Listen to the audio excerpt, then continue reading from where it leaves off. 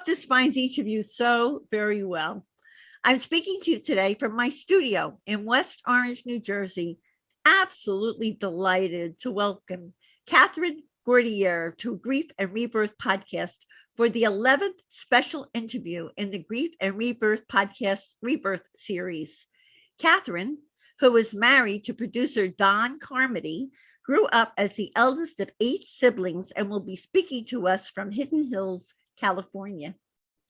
Catherine enjoyed a successful career as an independent sales agent under her company name, Lady Hawk Ventures, Inc. for 16 years, and she then transitioned to the film and television industry, where she is a second assistant director. Her 2 favorite gigs have been the rehearsal manager, assistant director for the musical Chicago, and writing the screenplay and producing a low-budget film entitled Some Things That Stay, based on the book by Sarah Willis. Catherine began writing daily in diaries when she was 10 years old. She still contributes to a personal journal, and she also writes song lyrics and poems, mostly about lost loves. The sudden and tragic loss of the 3 biggest loves of her life, her mom, Neta Tuepah, her dad, Bill Gourdier, and her youngest sister, Julie, compelled Catherine to write her new first book titled Breathe, Cry, Breathe, From Sorrow to Strength in the Aftermath of Sudden Tragic Loss. I'm looking forward to talking with Catherine about her beautifully written memoir that shares her heart-wrenching yet also inspiring journey from profound tragedy and grief to remarkable healing and rebirth. Hey, Catherine, a warm welcome. Hello. It's a pleasure to be with you here. So let's begin our interview with this question so everyone can kind of get to know you and your background and all. So could you please tell us about that fateful night and also about your dad? Yes, I will. Thank you for inviting me onto your podcast. My pleasure. So it was to be a night of celebration. My very large family and I were gathering for a surprise birthday party at my brother's house. It was a surprise horror-themed birthday party for our youngest sister, Julie. Literally, I was putting the last dabs of blood down my sister's neck. Most of us were dressed as zombies when the phone rang, and we learned that my mother had been hit by a car. So you can imagine all being excited for this happy evening, and then we get that news. Well, my husband and I, in our full zombie attire, dashed to the accident site, only to learn that Julie had been struck as well. The ambulances were already gone. We went to the hospital and we found out my mother had passed and that Julie was so severely brain damaged that we had to let her go the next day. Several weeks later, my father died from what I believe was a broken heart, sitting in my mother's reading chair with his head on his chest, looking like he was sleeping. So, wow. Yes. Wow. How tragic, terrible. So how far along were you in your grieving when you saw a Reiki clairvoyant? Because what I love about your story is that you not only went for some traditional healing, but you also went to holistic healers and you got help that way. So please share that experience with us and the way it changed your skepticism about psychics, because so many people have a problem like this or something happens and they don't want to believe in this world, and then which happened to me, and suddenly, oh my. So what was your first experience? Well, a couple of things. I was so devastated. I was in such pain that I wanted to do anything that would help me heal. And yes, I was skeptic about mediums. So one of the things I did was with the clairvoyant, the Reiki clairvoyant, and with all the mediums, I only said my first name, and sometimes I made a name up so that I knew they couldn't Google me or find out anything, so that any messages that came through, I knew she couldn't have found any information anywhere. So it was three months after the accident and about 6 weeks after my dad passed, when we were out for dinner with a friend, and she had lost her mom suddenly as well. Her mom had been murdered, and she had gone to see, yes, she had gone to see Benita, this Reiki clairvoyant. And I thought, if this clairvoyant could help her, then I was definitely going to give it a try. So at Benita's home, she was in an apartment. She had me lie on a bed, and her hands hovered above my body as she spoke.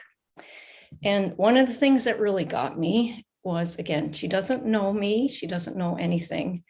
She says, I see a woman, a young woman, although she looks young, she looks like she could be a teenager, but I have a feeling she's much older than that. Well, we were celebrating Julie's 40th birthday. So yes, she was much younger, but she looked much younger because she was also 87 pounds and 4 feet 11. So of course I knew that was Julie. And then she said, she's trying to speak. She's trying to speak to me, but I think she has a speech impediment. She's having trouble speaking. Well, Julie has Down syndrome. And believe me, she could speak to us. We could understand her. But perhaps Benita could not make out what she was saying. So when she said that she had a speech impediment, I'm going, this is Julie. It was definitely. And she said, she misses you and she wants to be with you. And I'm like, oh my God. And so the tears started coming out the corner of my eye, my head's back, pouring down onto the sheet.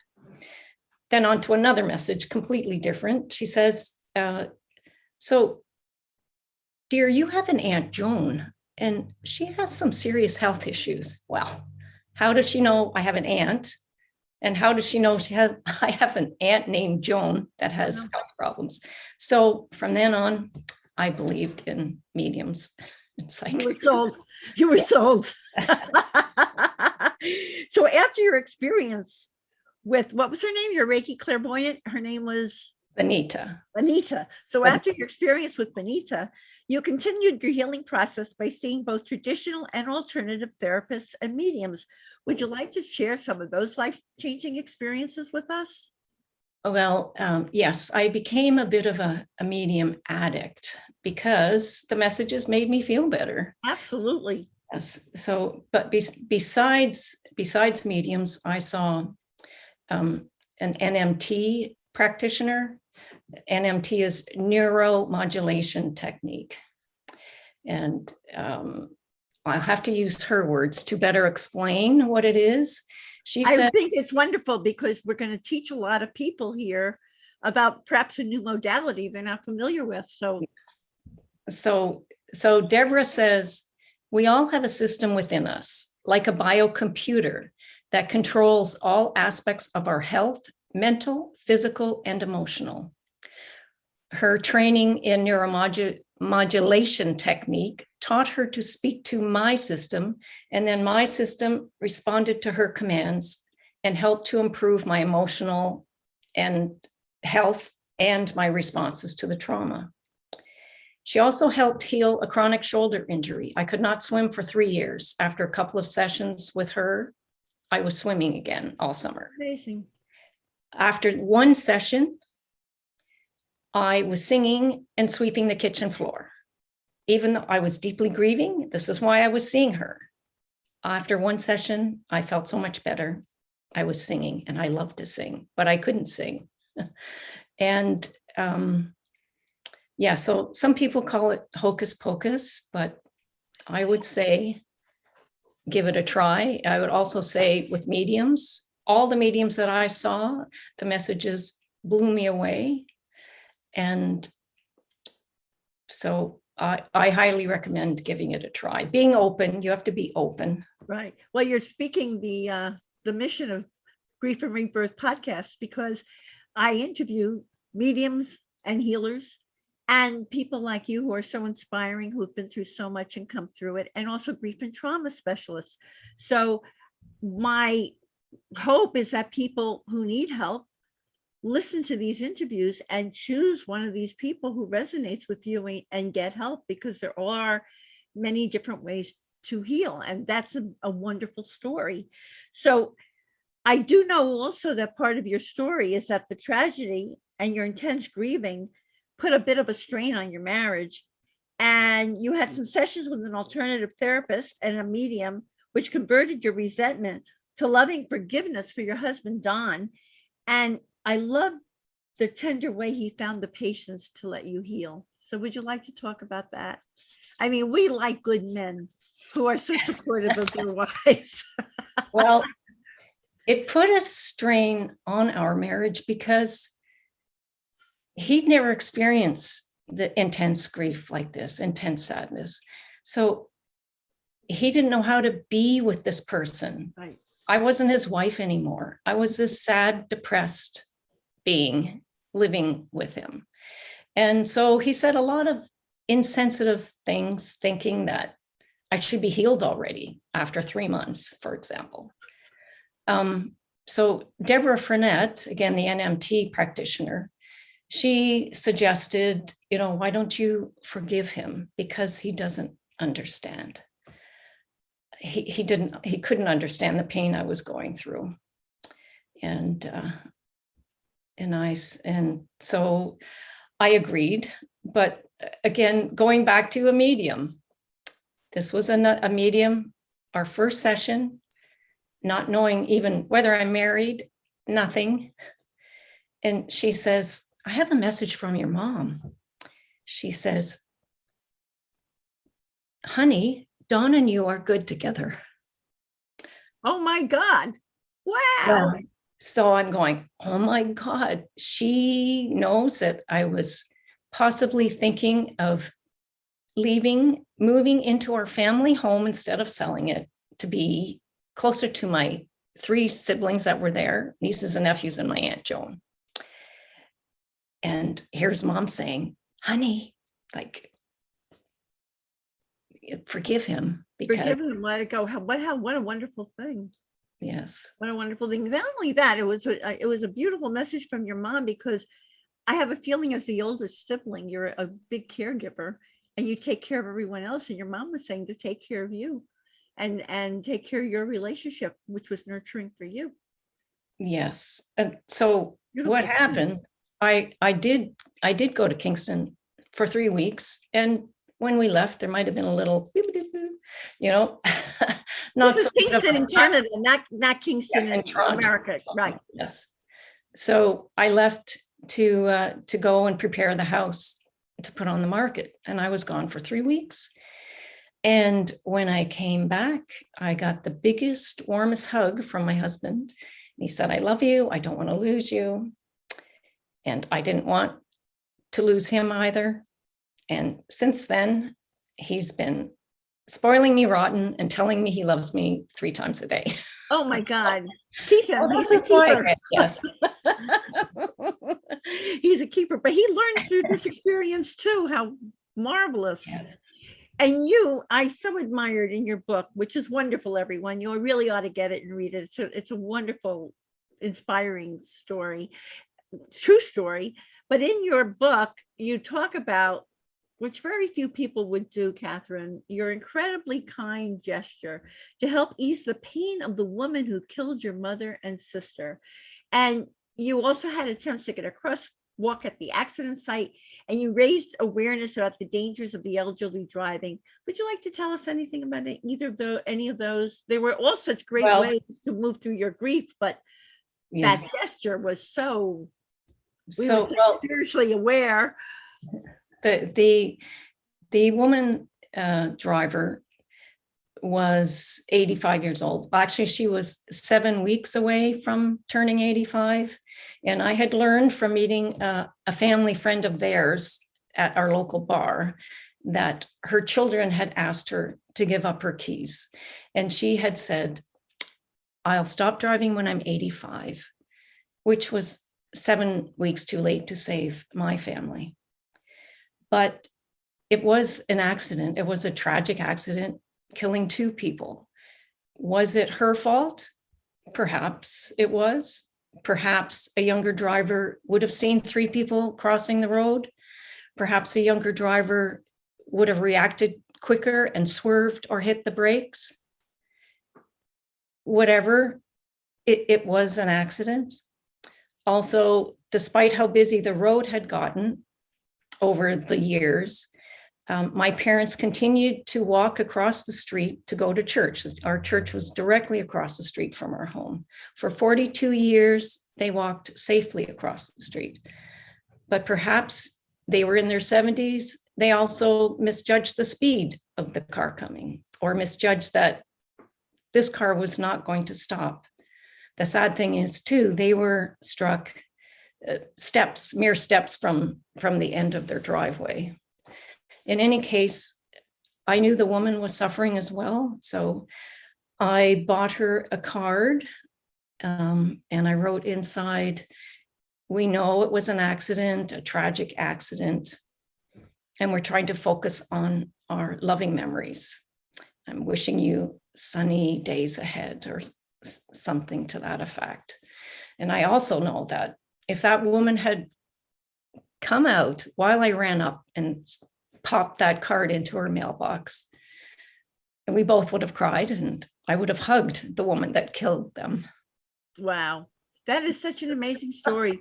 Were your siblings all behind you when you sent that note? Were some of them still angry, or did they think that was a great thing to do? I didn't tell them I was doing wow. it. I don't remember, actually. I mean, that was an amazing. It was one of my last days in the house, and I drove to the dollar store and I got the card and I wrote the note. And I remember being nervous going to this woman's house, and I just thought I wanted to forgive her. That was so wonderful. And in your book also, you talk about, which I found really enlightening, that there are 5 identities of grievers. So would you like to go through that and tell us which you think you are? You may fill a few of those, right? Yes.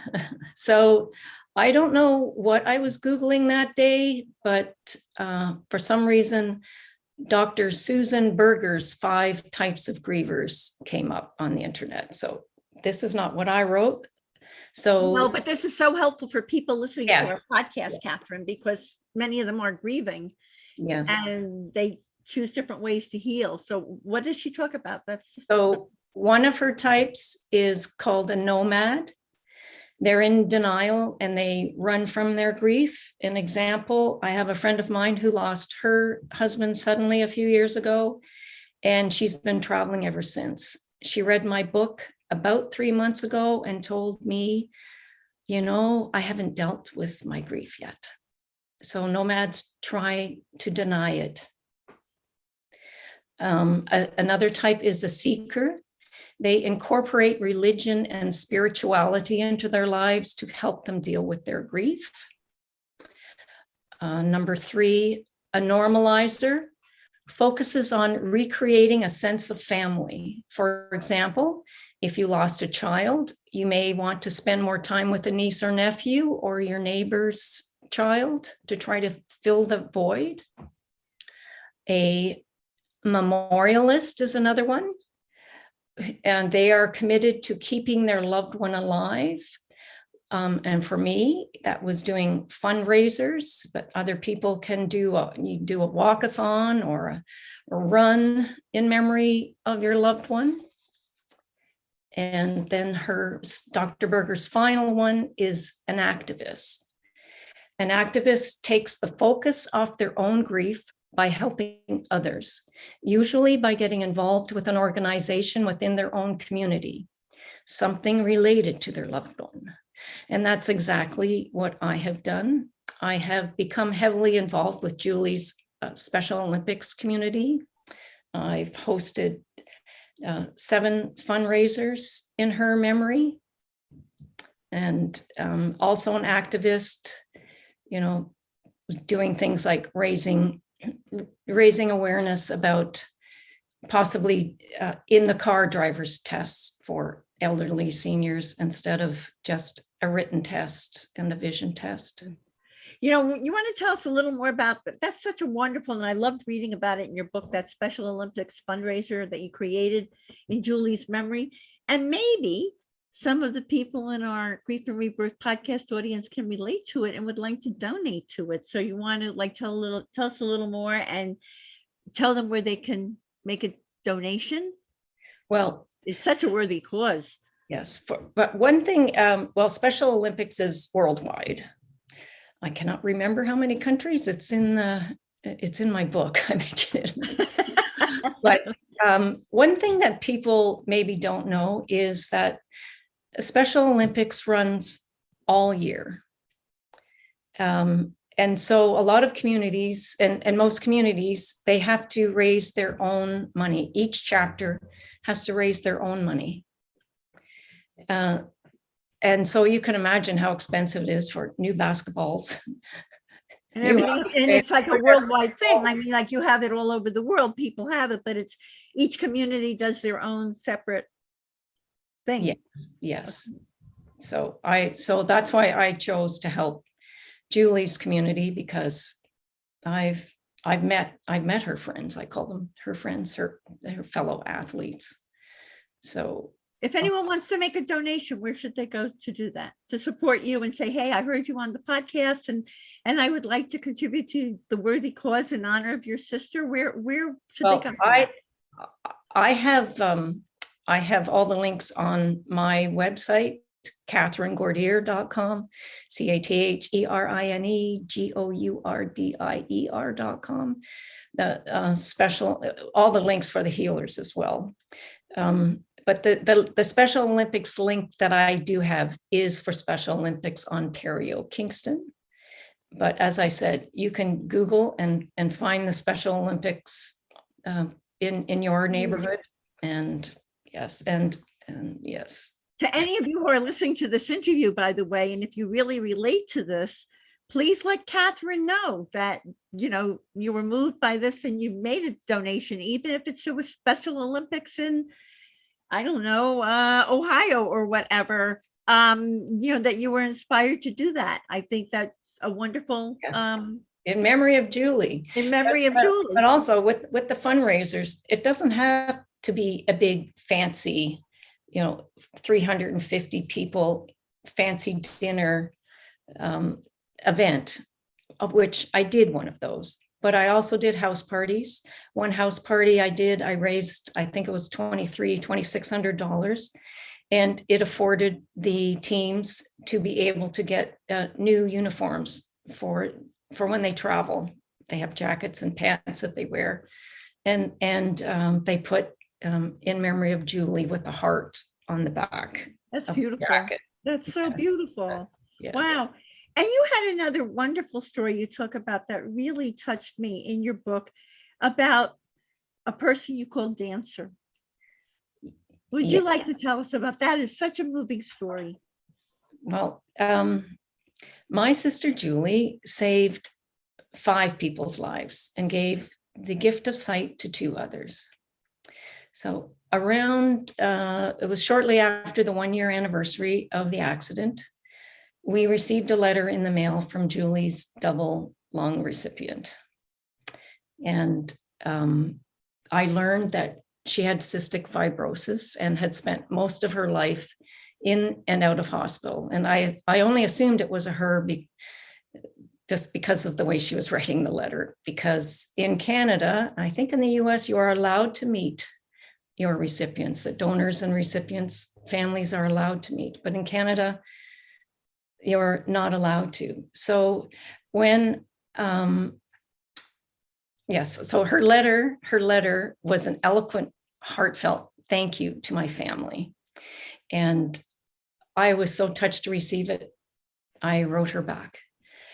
And then the next year she wrote again. And I found out that my sister's lungs with my sister's lungs, she could now dance, and not only dance, of which she loved, she could also teach dance again. Oh my.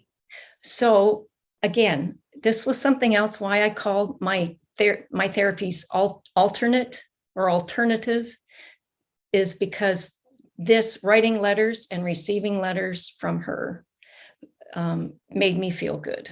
And so I called her, that's when I started to call her Dancer. I didn't want to keep writing, dear recipient. You never got to know her real name, or you did. You're not allowed to know their real name. It's a beautiful story, though, to think about how your sister, through your tragedy, so many people, their lives were improved. So I would just like to say that donating your loved one's organs are definitely not going to be your top of mind as you're sitting at their bedside watching them die. So I would strongly suggest, registering for organ donation now, and even have your children register for organ donation. My father had to look me in the eye and say, what should I do? The Trillium Gift of Life came to us in the hospital, and there was my father, like, reading these documents. He goes, what should I do? So don't leave that to your parents to do. Right. I think that's wonderful. And when we talk about your healing story, do you have a message based on your healing story about the importance of healing and rebirth to share with our Grief and Rebirth podcast audience? Well, I would just say some people that are grieving, they're so devastated, they maybe sit on the sofa all day and in their sweats, and they don't go out, and they do this for weeks or months. But why should anyone live this way? Your family doesn't want to see you like this. Your friends don't want to see you like this. It's hard for them. And your deceased loved one on the other side doesn't want to see you go through this either. Exactly. And, you can get help. Even a little thing as your girlfriend's inviting you out for a drink. Don't say no, say, yes, Susan, I would love to go for a drink. Thank you for getting me out of the house. I would say, try healing alternatives, try anything until you feel better, and you just might find you'll be a better version of yourself. I had never done so much fundraising in my life. So I'm contributing something good to the world. From deep within, do you feel that you're now a better version of yourself, Catherine? Yes, absolutely. I feel that way after the loss of my husband also. With everything that I've been through, it's amazing. It's gratifying. It's a blessing. Now, we told your website once, but let's tell it again in case anyone wants to get a hold of you. It is Catherine